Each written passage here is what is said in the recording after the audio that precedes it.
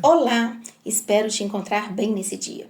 Seguiremos nossos estudos bíblicos refletindo hoje sobre 1 Reis, capítulo 5. E eu queria desafiar vocês a pensarem sobre o seguinte tema: como tem sido a sua dedicação na obra de Deus? Se nós formos olhar no dicionário, a definição da palavra dedicação, tem uma que eu gosto muito, que é assim: é o desprendimento de si próprio em favor do outro ou de alguma ideia. É realizar algo com total entrega, dando de fato importância ao que se realiza.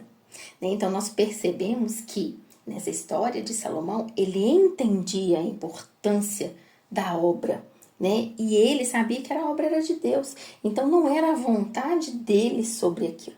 Então ele abria mão daquilo que ele pensava que ele queria para buscar de Deus o que o Senhor queria que fosse feito, né?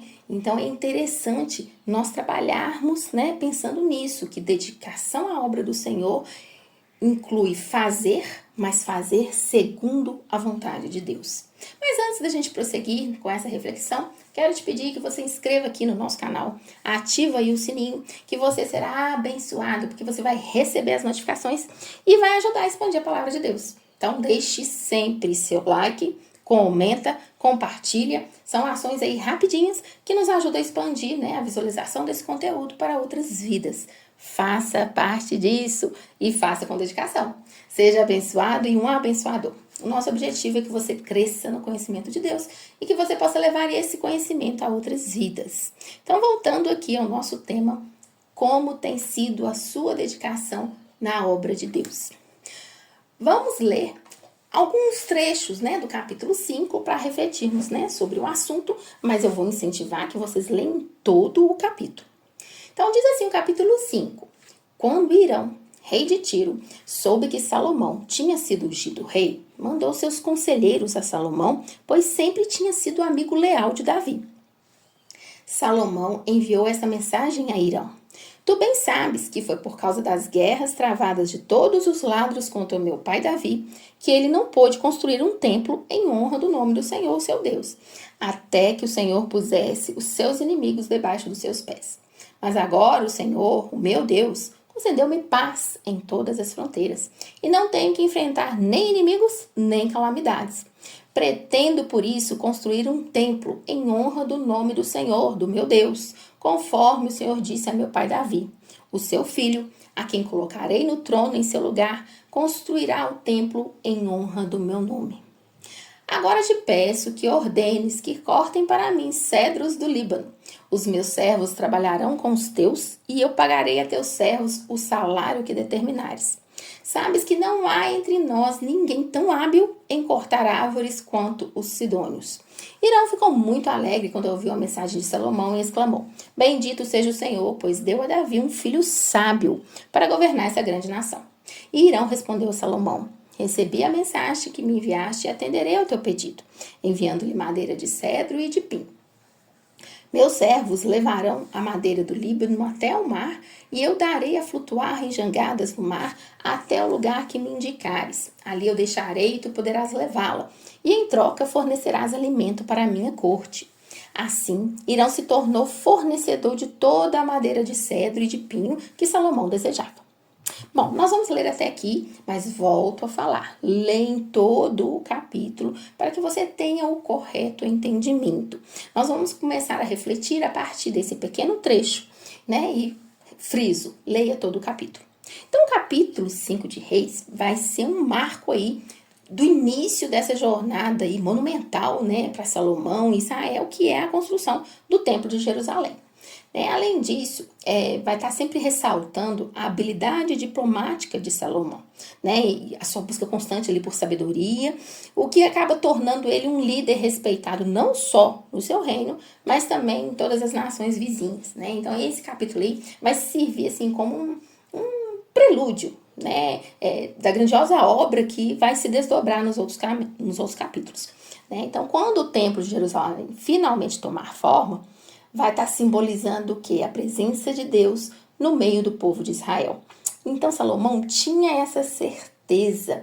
o porquê de construir esse templo, né? Porque estava simbolizando a presença de Deus. Então ele fazia isso com muita dedicação, era entrega, era somente cumprir a vontade de Deus. Então isso era muito claro no intento do seu coração, né?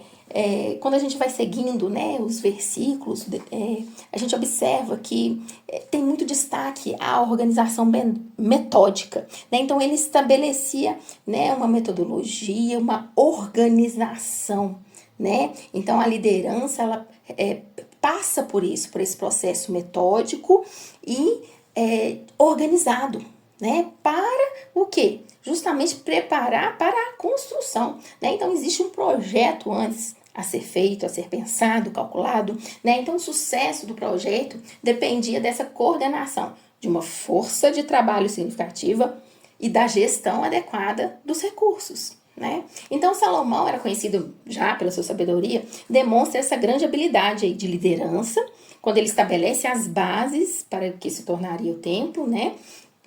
De Jerusalém, que vai ser um símbolo, então, duradouro da adoração a Deus e também da unidade ali do povo de Israel. Né? Então, esse comprometimento aí com a construção do templo reflete a importância da fé e da devoção na vida de Salomão, né? E no coração do povo de Israel. Né? Então, eles tinham realmente essa entrega, né, ao Senhor. A madeira de cedro, ela era considerada assim, uma das melhores para a construção de edifícios, devido justamente à sua característica, né, de durabilidade e de beleza. Né? Então, portanto, o fato ali de Irão fornecer essa madeira específica para a construção do templo destaca aí a importância, né, que a religião e a adoração a Deus tinha para Salomão e para o povo. Né? Não era qualquer madeira, ela era a melhor, de muita durabilidade e de beleza. Né? Então, o templo seria um lugar de culto e comunhão com Deus. E, como tal, merecia materiais, né, de mais alta qualidade.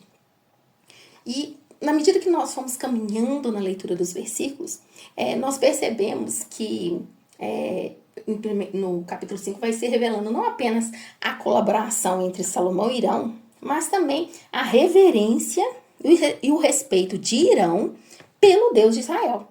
Né? Então, essa parceria vai demonstrar aí a grandiosidade do projeto do templo, que não era apenas uma obra arquitetônica, mas era um símbolo de fé, um símbolo da devoção de um povo de Israel e seu relacionamento com Deus. Então, isso deixa claro que havia uma necessidade de se relacionar com Deus. A construção desse templo é porque queriam uma presença de Deus, queria esse relacionamento com Deus. Por isso, tanta dedicação, tanto a escolha do material, o melhor. Né? Salomão, então, vai organizando de forma eficaz uma força de trabalho assim, bem diversificada. Né? Então, ele nomeia supervisores para coordenar as atividades, né, ali dos trabalhadores, ele garante que as tarefas fossem realizadas de maneira ordenada e eficiente.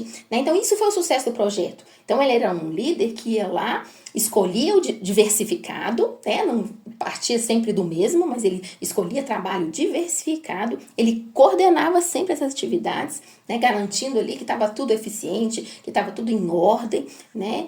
E olha, né, se a gente for olhar o grande número de pessoas que estavam envolvidas e a complexidade da construção desse templo. E ele fez tudo de forma ordenada, né? Os versículos também vão mencionar o cuidado de Salomão com o fornecimento de alimento para os trabalhadores e para os animais de carga, né? Então demonstra a preocupação ali dele com o bem-estar de todos que estavam envolvidos ali. Então ele não só queria que trabalhassem, mas ele se preocupava com o bem-estar, seja de homens, seja de animais, né? Assegurando que sempre tinha recursos adequados para desempenhar suas funções, ou seja, ele tinha uma mente bem aberta para todos os fatores que estavam envolvidos, né?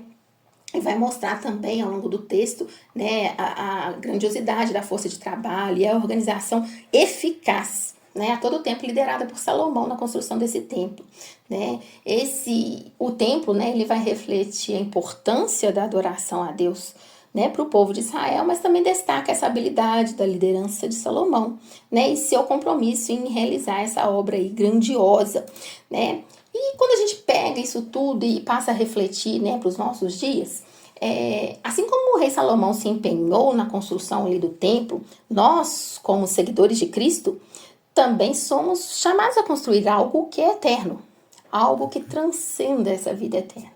né? Então, o Templo de Jerusalém era um lugar dedicado à adoração a Deus, né? Onde os sacrifícios eram oferecidos como sombra e tipo de sacrifício definitivo de Jesus na cruz.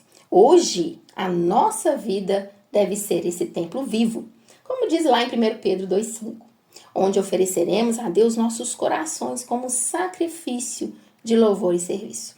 Então, a obra redentora de Cristo na cruz é o alicerce sobre o qual construímos as nossas vidas espirituais.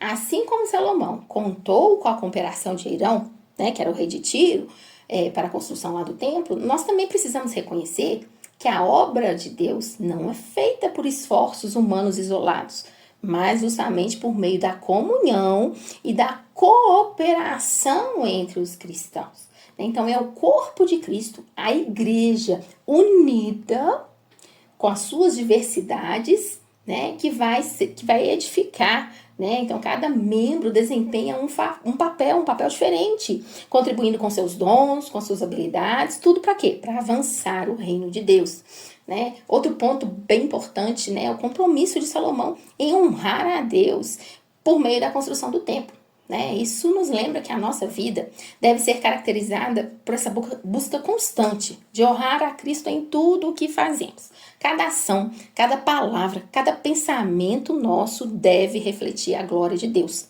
Assim como o templo foi construído para isso, para a glória de Deus. Né? E por fim, ali quando a gente pensa, né, nos trabalhadores para a construção do templo, nos faz lembrar que Deus nos chama para servir em sua obra. Né? Assim como Salomão mobilizou uma grande força de trabalho, Deus nos chama a sermos obreiros em seu reino, cumprindo a grande comissão de fazer discípulos de todas as nações, conforme Mateus 28:19. Então, em nossos dias, que possamos refletir, né, sobre esse exemplo de Salomão, essa dedicação a construção do templo. Lembrando que a nossa verdadeira obra é construir o reino de Deus em nossos corações e na vida daqueles que estão ao nosso redor.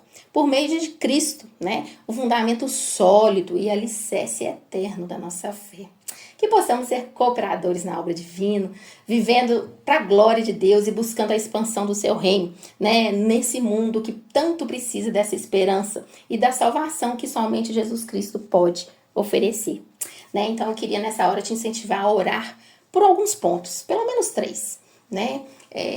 Buscar sabedoria na construção dos seus projetos, né? Que são, na verdade, projetos divinos. Assim como Salomão buscou em todo o tempo a sabedoria para construir o templo de Jerusalém, que era para o Senhor, hoje nós podemos orar por sabedoria ao enfrentar vários projetos, né, os desafios da nossa vida, mas também buscando a orientação de Deus em nossas decisões e ações, né, e que Deus possa nos conceder discernimento para construir os nossos relacionamentos, as nossas carreiras e os nossos ministérios, né, de acordo com o plano e a vontade de Deus, porque estamos fazendo para Ele, né?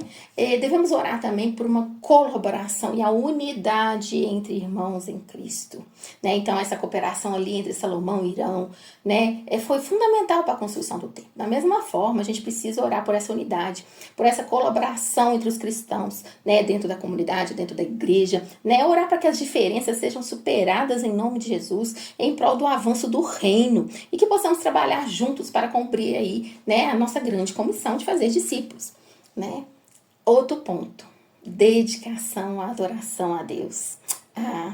O templo era um lugar de adoração, onde os sacrifícios eram oferecidos. Hoje, nós podemos orar para que a nossa vida seja caracterizada pela adoração a Deus em espírito e em verdade, conforme diz lá em João 4:24. Então, ore para que possamos dedicar os nossos corações e a nossa vida ao serviço de Deus, honrando-o em tudo.